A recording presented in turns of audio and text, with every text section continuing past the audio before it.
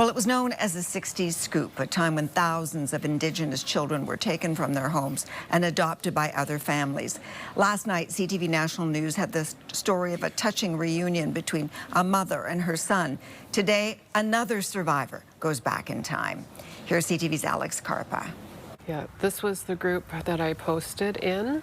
It took years for Catherine Strongwind to find her biological family. She was only a year old when she was taken from them in 1973. I didn't know that I had 4 siblings and that my parents had passed away before I turned 11 years old. She tried on numerous occasions to reconnect with her siblings, but was unsuccessful. They didn't know about me and were suspicious. It's been a painful journey for Strongwind. Even though she didn't get the chance to reconnect, she at least has an understanding of her family tree, but many still don't know. Strongwind wants to see provinces allow survivors and families full access to child welfare records. There's still some pieces of the Adoption Act that needs to be changed. It was known as the 60s Scoop, but it took place between the 1950s all the way to the mid-80s, with an estimated 20,000 Indigenous children taken from their families and placed into non-Indigenous homes right across the country. And thousands were taken outside of Canada. Survivor Jonathan Hooker from New Zealand returned to Manitoba for the first time in 50 years on Wednesday